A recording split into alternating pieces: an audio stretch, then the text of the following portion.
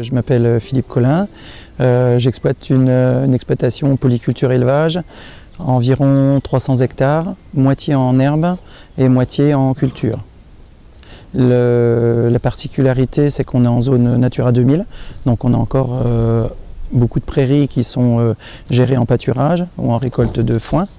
Au niveau de la biodiversité, on a commencé à s'y intéresser avec la Ligue de protection des oiseaux, donc la LPO, Champagne-Ardenne.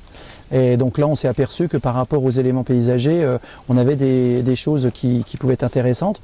On est dans une zone où, à côté de la ferme, on a une zone très très riche en pics et on est sur une zone de nichage de Milan Royal. Donc on s'est intéressé à ça. Ensuite, on a aussi été un petit peu baigné dans la biodiversité avec une étude qui a démarré avec Indibio. Donc c'est des comptages d'insectes, chauves-souris, bourdons et vers de terre dans les prairies naturelles de l'exploitation.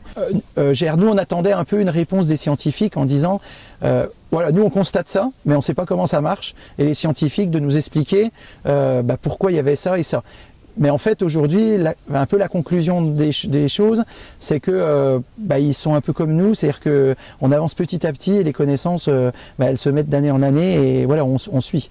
Sur cette prairie-là, c'est surtout la restauration du milieu humide qui nous a un peu changé la gestion du pâturage, avec la particularité, c'est d'avoir une apparition d'une espèce protégée, d'une espèce en liste rouge Champagne-Ardenne, qui est un petit crapaud qui s'appelle le sonneur à ventre jaune.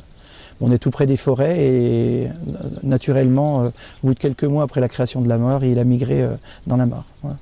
Alors pour la création de la mare, on a travaillé donc avec la LPO, on a travaillé avec la police de l'eau, donc avec l'ONEMA, on a travaillé aussi avec le GDS, donc le groupement de défense sanitaire, pour vraiment mettre toutes les connaissances, et la chambre d'agriculture, pour vraiment mettre toutes les connaissances pour que le milieu humide ait une interaction sur la biodiversité et aussi sur l'élevage. Parce qu'à un moment donné, on peut pas, il faut que quand on favorise la biodiversité, il faut aussi qu'il puisse y avoir une répercussion sur l'élevage.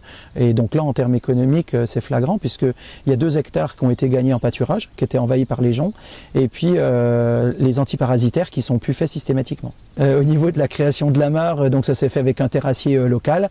La mare a été construite en 2 jours, et le coût approximatif, ça devait être 1500 €. Puis après, on a réalisé les clôtures nous-mêmes autour, et voilà comme ça s'est passé assez simplement en fait. Ouais.